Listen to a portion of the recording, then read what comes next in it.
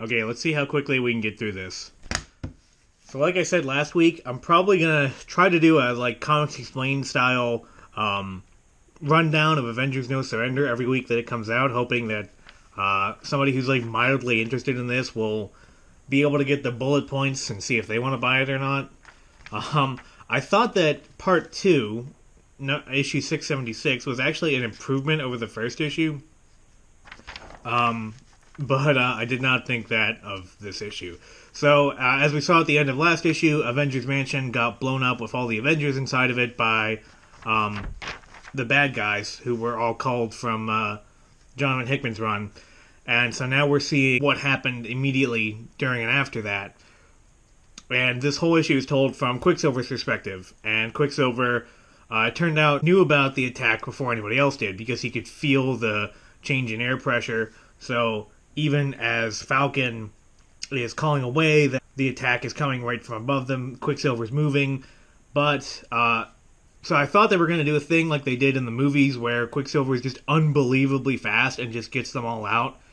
Which, those scenes in the two recent X-Men movies, those are fun, but they're not true to the character because Quicksilver's never been depicted as being that fast. And luckily they don't. It turns out that Voyager is the one that saves them. Because I guess that's her ability. I guess she can, teleport people. So she teleports all, however many of them are here, all 3 dozen of them or whatever, which wins her. She's not used to doing that. So a note about the creative team. So I'm not really sure how they're doing this, but the artist is once again Pepe Larraz, who was the guy on the last two issues. I'm not really sure how you do that for a weekly series. Is this guy known for being... Obviously, he didn't literally do the art in a week, but is this guy known for being really fast? I don't know. And, yeah, so it looks like the same art team as the last two issues, which is just really remarkable. The art is okay. He's not exactly Mark Bagley, who's also known for being really fast, but the fact that they're doing this each week, I don't know if he's going to literally do all 16 issues or not, but it's still pretty remarkable. So this issue is heavily based on things that have happened recently in Avengers that I have no clue what they're doing. So Quicksilver is written like a huge jackass throughout this whole issue. He wants to just attack these guys immediately. He says, "We are the Avengers, we do not play defense." Even though the Avengers are just simply a reactive team. They're disaster response. They always play defense. He's kind of acting like a jerk throughout the whole thing. And then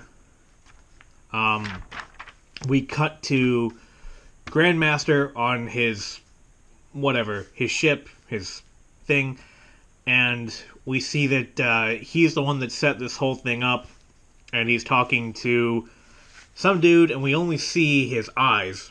So I had been assuming that this guy, you see his face here, and you see him from behind here. I had been assuming that this guy was Kang the Conqueror, but they don't say who it is throughout the whole issue.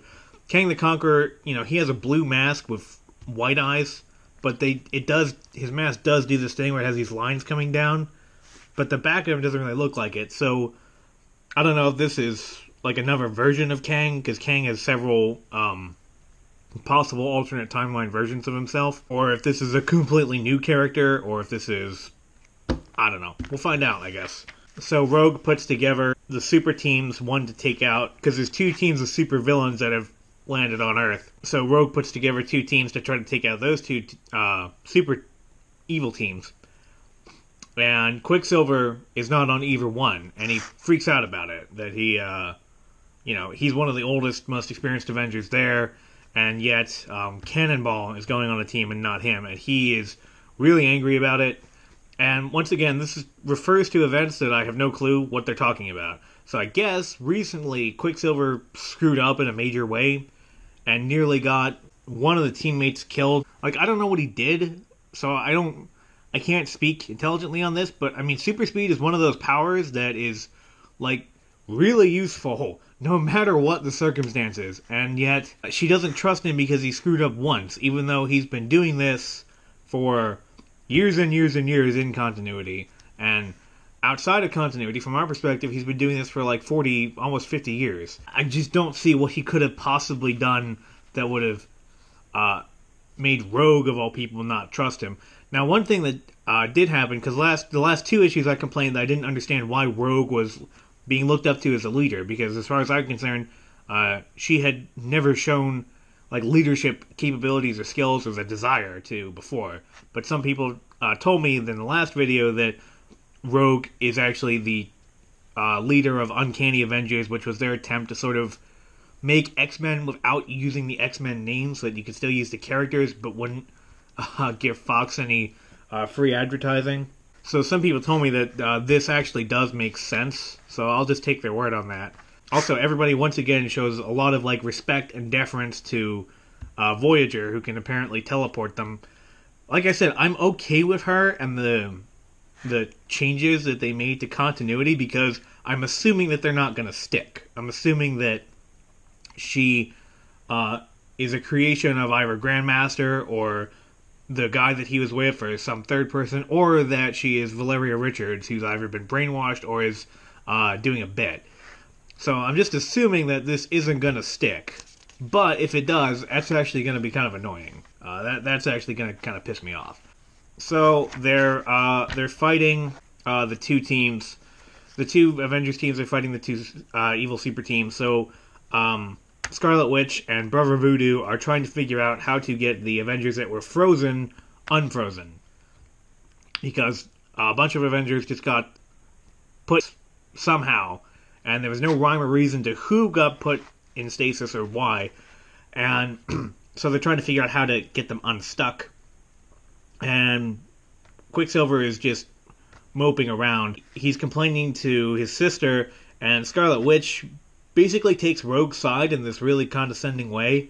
And I kind of got like Star Wars The Last Jedi flashbacks, where all the women were just unfailingly correct and all the men just had to like take it. I mean, we saw in the last issue that Sam Wilson, who was Captain America like 3 months ago, and who was supposed to be the hero of Secret Empire, and yet he ends up basically taking a backseat to this Voyager character who we've never seen before. All the heroes in this issue that do anything are female, and now we have Wanda not only taking Rogue's side over her own brother, which that's not outside her character, but just the way that she does it, where she says, I'd suggest following orders to try and win back a bit of respect instead of, and then he runs off. But just it's stupid. This is all I can say. So I'm just going to call this one super team the Hickman team. They're not literally all from Hickman's run. It's just most of them are that I remember. So they're taking on all the heavy hitters. Take on Hickman's supervillain team. And so I guess this little dude, I think he's actually a new character, but the little dude apparently has the ability to control metal. So female Thor, who I hate female Thor. I hate female Thor so much. Every single time I see her, I just get triggered. So female Thor flies at him, and her hammer is made out of Uru metal. And so this guy is able to control metal, so he actually manipulates the hammer and hits Thor and Hercules with it. Now, I actually thought about this for a much longer time than you would probably imagine that I thought about this. And I'm calling shenanigans. I don't think he would be able to do this. I think this still counts as lifting the hammer. I mean, I don't see what's different about lifting the hammer by its wooden handle than by its Uru metal head. So, as far as I'm concerned, this is... But it's not really that big of a plot point. So then we get the last page reveal, which is that Scarlet Witch is working on Vision to try to get him unstuck, to try to bring him out of stasis.